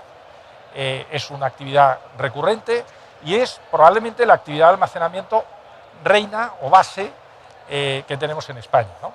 Y por otro lado, el térmico asociado a las plantas de energía solar o de energía termosolar, ¿no? Eso básicamente es el almacenamiento que tenemos a día de hoy en España. Hay alguno de baterías, hay alguno relacionado con el autoconsumo, con la cogeneración, pero lo más importante dentro del mix energético, dentro de lo que es el almacenamiento en España, son estas dos fórmulas de almacenamiento. Bien, pues lo que necesitamos, básicamente, el resumen de lo que necesitamos es una definición de mecanismos para la participación del almacenamiento en los mercados y para facilitar que este almacenamiento pueda participar en los servicios de ajuste del sistema. A partir de ahí, ¿cómo se puede hacer? Se puede hacer de muchas formas y lo iremos viendo a lo largo de la presentación.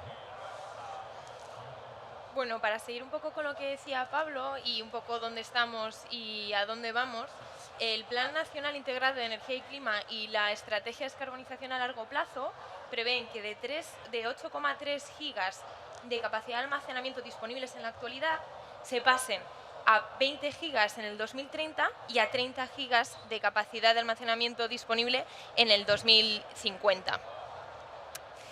Para llevar a cabo todo lo anterior, se ha ido desarrollando, tanto a nivel comunitario como a nivel nacional, de forma muy paulatina, un marco normativo, un marco legislativo abstracto, digamos. Abstracto en el sentido de que la mayoría de sus disposiciones no son aplicables, digamos, de forma práctica en el desarrollo de proyectos de almacenamiento o en la inversión en proyectos de almacenamiento, ¿no?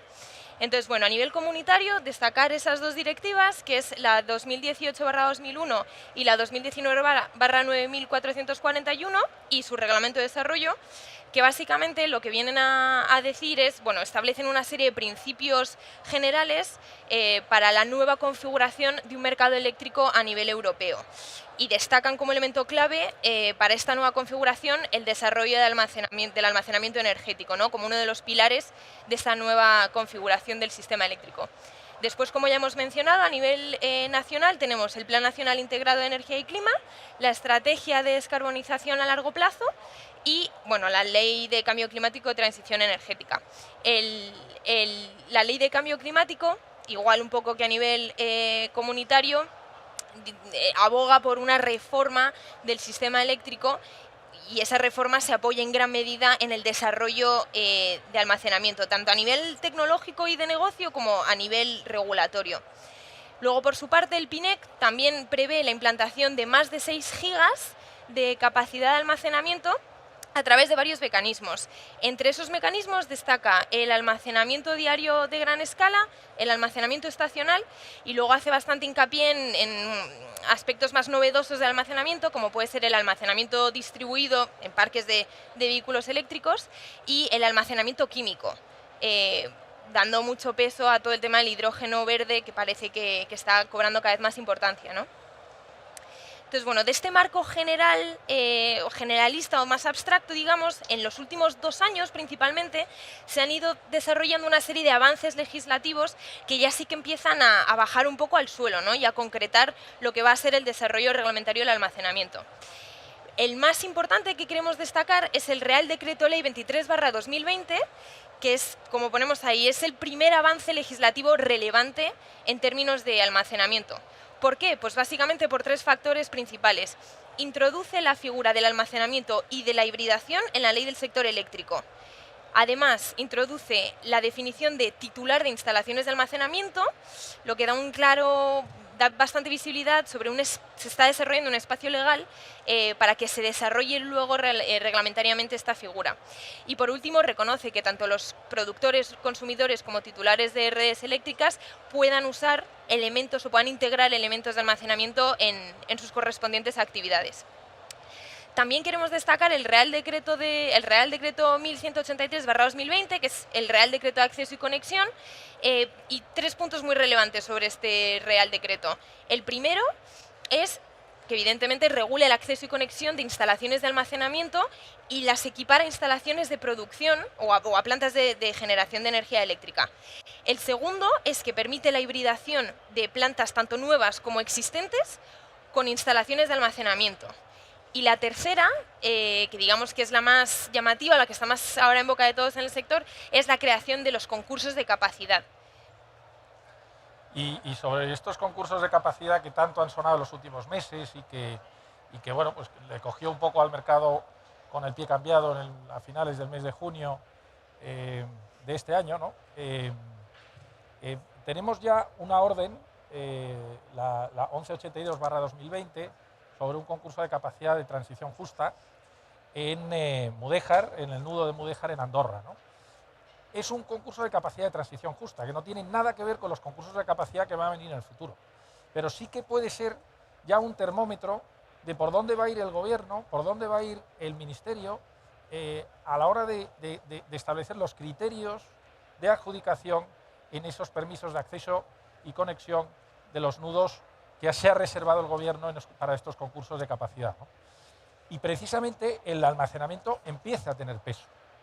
Es verdad que en esta primera orden, el almacenamiento se establece o se premia o se valora positivamente el hecho de que los proyectos que se presenten a estos concursos de capacidad, o a este concretamente concurso de capacidad, pues si viene con instalaciones de almacenamiento, se valorará positivamente. Pero es verdad que el peso que tiene a día de hoy es pequeño.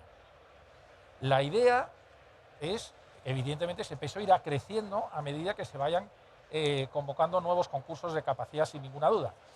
Teniendo en cuenta la evolución tecnológica de los concursos de capacidad, la evolución tecnológica de las tecnologías de almacenamiento, tiene sentido que a día de hoy tenga menos peso, pero lo lógico es que a medida que vayan avanzando esas tecnologías de almacenamiento, el peso vaya creciendo si verdaderamente hay una voluntad política de incentivar el almacenamiento.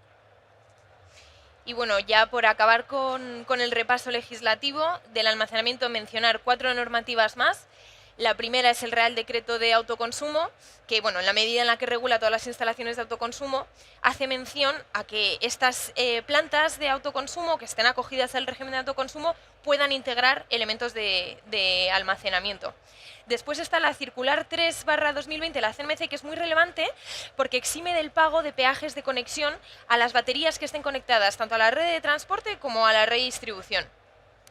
Y luego, bueno, mencionar también el Real Decreto 960/2020, que sobre la base del Real Decreto Ley 23/2020 que hemos comentado antes, sí que contempla estas convocatorias para el otorgamiento del régimen económico a instalaciones de energía renovable, entre las que por supuesto se encuentra el almacenamiento, en régimen de concurrencia competitiva, ¿no? Como hemos visto hasta ahora en todas las subastas que se han ido convocando estos últimos meses. Y luego, por último, un Real Decreto que ha tenido una muy buena acogida en el sector es el Real Decreto 477/2021 y es un Real Decreto que prevé la concesión directa a las comunidades autónomas de ayudas para que las propias comunidades autónomas sean las que ejecuten planes de incentivos, tanto para instalaciones de autoconsumo como de almacenamiento, siempre todo bajo el marco de las energías renovables, ¿no? Entonces, esto es un poco el resumen a nivel regulatorio de lo que hay hoy en día en términos de almacenamiento. Ahora, bueno, lo de los objetivos, Pablo... Uy, ¿qué se me ha pasado? Ahí. En cuanto a objetivos, ¿dónde deberíamos ir si verdaderamente creemos que el almacenamiento es una actividad dentro del sector regulado de la energía eléctrica, una actividad a fomentar y a incentivar, ¿no? Paula. Sí, es que se pasa solo. La primera, ayudas. Hay ya una propuesta de orden ministerial donde se establecen una serie de ayudas a la investigación y desarrollo, problemas técnicos del directo, a la investigación y desarrollo del almacenamiento energético en el marco del Plan de Recuperación, Transformación y Resiliencia. Esto es una orden, un borrador de orden que está actualmente en tramitación. A finales de noviembre, primeros de diciembre, si no recuerdo mal, finaliza el plazo de alegaciones públicas y, por lo tanto, ya para el año que viene se supone que tendremos esta orden, ¿no? Con lo cual, uno de los primeros pilares para incentivar el almacenamiento es incentivar la investigación y desarrollo. El almacenamiento es una tecnología en evolución, tiene que crecer, tiene que avanzar y evolucionar y por lo tanto es muy importante contar con esas ayudas, sobre todo ahora que tenemos estos fondos de la Unión Europea Next Gen que perfectamente se podrían dedicar, como ha comentado Paula, ya tenemos un primer ejemplo en el Real Decreto 477, a incentivar este tipo de proyectos, ¿no? Pero sobre todo muy particularmente a la investigación y desarrollo. Segundo, financiación de proyectos, esquemas retributivos claros que en este sector cada vez brillan más por su ausencia, claros, a largo plazo, sostenibles y con certidumbre, ¿no? No hay forma humana de financiar una instalación de almacenamiento si no tenemos claro un plan de negocios y no tenemos claro un sistema retributivo. Y los sistemas retributivos vienen o bien por un sistema tarifario o primario, es decir, tarifa directa o bien mercado más prima, o bien a través del propio mercado. Y el propio mercado en el almacenamiento se lograría, por ejemplo, permitiendo el arbitraje a las instalaciones de almacenamiento, cosa que hoy día no se permite.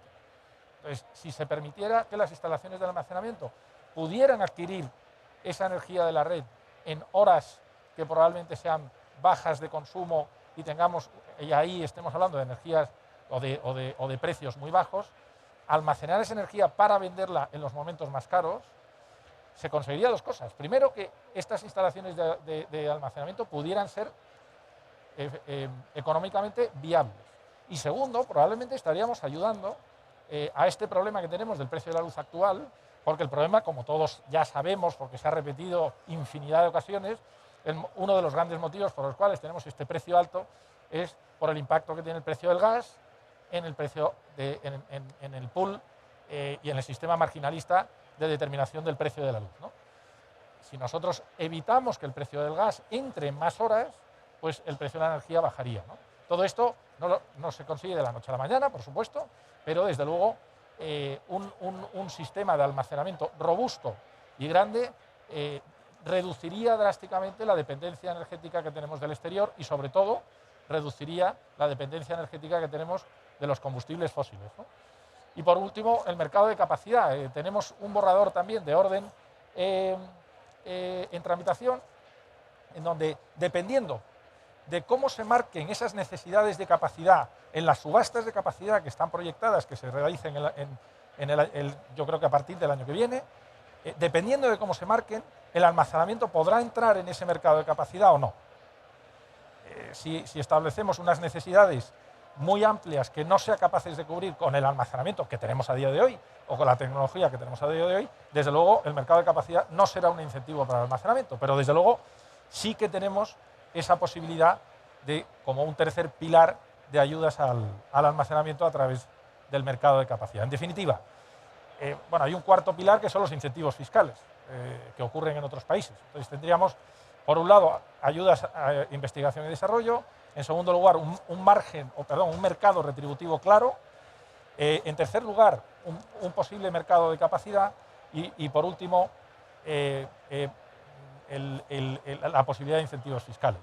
Dentro del marco retributivo, incidir mucho, de verdad que esto es algo que es verdaderamente importante, incidir mucho en la posibilidad de que los establecimientos o plantas de almacenamiento pudieran arbitrar y entrar a comprar y vender en el mercado de energía.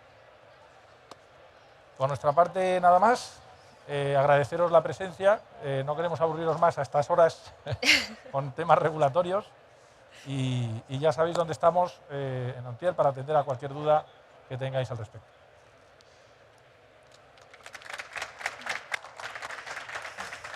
Si alguien tiene alguna pregunta o que quiera profundizar en algún aspecto, este es el momento de aprovechar. ¿No? Pues nada, pues muchísimas gracias. Gracias a todos. No tenéis Gracias. más preguntas con el resto de ponentes, pues damos por cerrada esta sesión. Agradeceros vuestra presencia y bueno, pues encontraréis las presentaciones subidas también en nuestra página web en unos días. Muchas gracias.